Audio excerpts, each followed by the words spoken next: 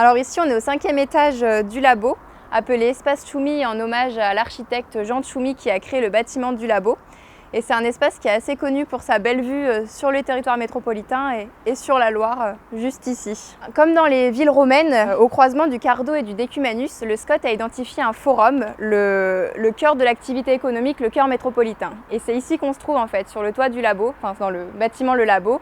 On est au cœur de l'attractivité économique métropolitaine et c'est ici que le projet de territoire du SCOT a décidé de répondre aux enjeux de l'attractivité économique sur le territoire de la métropole.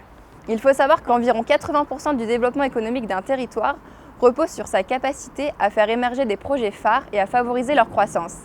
Le labo est un exemple parfait qui incarne cette stratégie d'accompagnement au sein de notre territoire, tant dans sa capacité à accueillir par une offre immobilière ces nouvelles entreprises en cœur métropolitain et près de la Loire. C'est un site emblématique avec cette notion de nature en ville et également de nature auprès des entreprises et des bureaux, et par des outils d'accompagnement qu'on va trouver au sein du labo. Un enjeu de l'attractivité développé par le SCOT, c'est l'accompagnement de la mutation économique nationale vers l'écologie et vers l'innovation. Encore une fois, le labo répond entièrement à cette stratégie et cet nouvel enjeu économique. Le SCOT rappelle l'importance de confronter le développement économique avec les savoir-faire locaux, avec la recherche, l'enseignement et l'innovation. Donc à ce titre, il y a la création du labo qui a été fait en 2016, mais il y a d'autres sites sur la métropole orléanaise, notamment le campus Xavier Belin à Orléans-la-Source, la Green Labo également, qui est focalisée sur l'agriculture 3.0.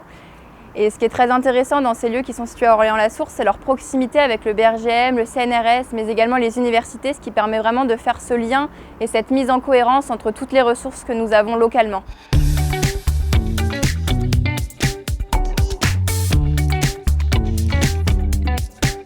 Le labo répond totalement aux enjeux de renouvellement urbain posés par le SCOT, en le sens où ce n'est pas la création d'un nouveau bâtiment, mais c'est vraiment un recyclage urbain, la requalification d'une friche industrielle pour créer un nouveau bâtiment. Le labo représente clairement cette filiation entre les entreprises d'avant, d'industrie lourde, avec les nouvelles entreprises d'aujourd'hui portées sur le numérique essentiellement.